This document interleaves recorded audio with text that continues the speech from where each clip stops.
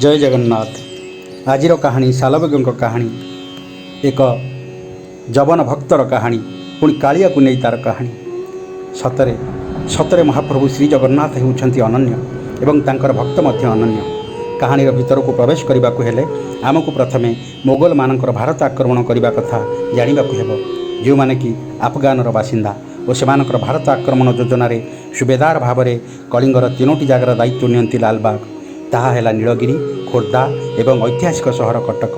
तांकर रहणी हुए कटक दिने लालबाग पुरी अभिमुखे यात्रा करुवा बेले दाण्ड मुकुंदपुर ठारे जगन्नाथ सड़क को लगी एक पोखरी रे जड़े विधवा ब्राह्मणी गाधोथिबार देखि तार मनरे कामवासना उद्रेक हुए एवं से घोड़ा रखी सेठारु ब्राह्मणी को अपहरण करने को उद्यम करिबारु ब्राह्मणी ललिता निजक विधवार परिचय दियंती। हेले लालबाग किछि शुणिबाकु नाराज, निजर हिताहित ज्ञान भूली तांकु सेठारु नहीं जोर जबरदस्त विवाह करे। से लालबाग एवं विधवा ब्राह्मणींकर पुत्र हेउछंती सालबेग, जे कि परवर्ती समय रे निजर पितांक मृत्युर प्रतिशोध नेबा पई श्रीक्षेत्र आसीछंती एवं पुरीर छाई आखड़ार पिलामानंक द्वारा निर्धूम माड़ खाइछंती। मुंडरू रक्त धरुछि एवं देह सारा क्षत सृष्टि होइछि। या भितर से कौन मते जीवन बंचाई कटक फेरी आसीछंती। जेते चिकित्सा कले मध्य क्षत चिन्ह लिभु नाही। तांक माँ तांकर एपरी अवस्था देखि केवल एकमात्र जगन्नाथ तांको भल करि पारिबे भाबी जगन्नाथଙ୍କ नामरे पानी बुलाई दियंती और यह देखि सालबेग पचारती, हे माँ मो चारिपटे एमिति पानी काहीं बुलाउछु? माँ कहती, यार अर्थ आज ठारू मु तते आउ जन को बिकी देउछि, तू बंचिले तार आ मरिले भी तार। आउ सेइठू माँ सालबेगों मनरे भरी दियंती जगबंधुଙ୍କ प्रेम, जहाँ प्रेम पड़े मनीष तार अस्तित्व भूली जाए। सालबेगों क्षेत्र में मध्य से हेला। जगार प्रेम पड़ी पूर्वर प्रतिशोध परायण सालबेग पालटी जाती कालियार भकत आउ बोलांती भक्त सालबेग। महाभावों भक्ति रे भिजी भिजी लेखि चलती अनेक भजन और जणान, जहाँकि एवं भक्तटीए गाई उठे। एका तो भकत जीवन भकत निमंते तोर शंख चक्र चिन्ह, शंख चक्र चिन्ह। एका तो भकत जीवन।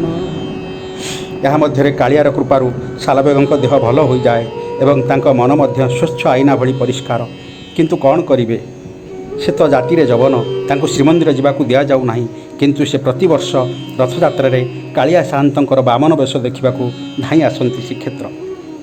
गोटे वर्ष रथयात्रार पूर्वर सालबेग वृंदावन चली जाती गिरी गोवर्धन परिक्रमा और राधाकृष्ण पाद दर्शन करने।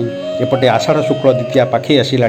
से वृंदावन में थाई पचारुंट जगन्नाथ पुरी आउ केते बाट?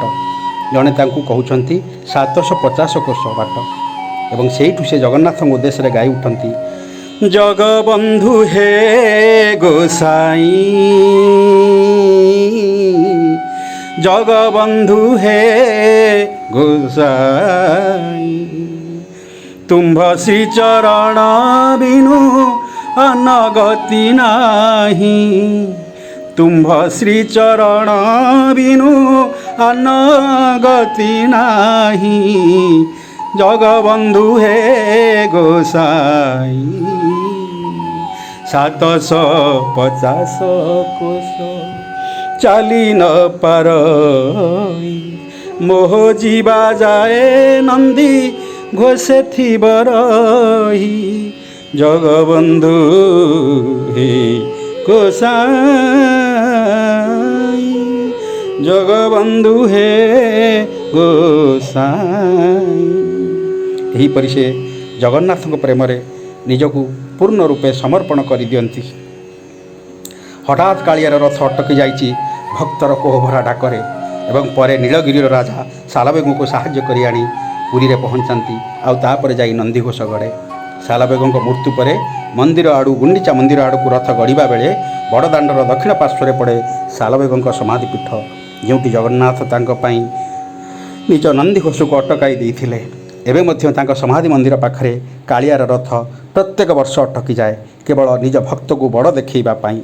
एठी सालबेगों एक लेखा मन पड़े, भकत तो पिता माता भकत तो बंधु, भकत निमंते तोर नाम कृपा सिंधु, ଆଜିର ଭିଡ଼ିଓରେ ତ ଆପଣମାନେ ଜାଣିଲେ ଭକ୍ତ ଶାଲବେଗଙ୍କ ବିଷୟରେ।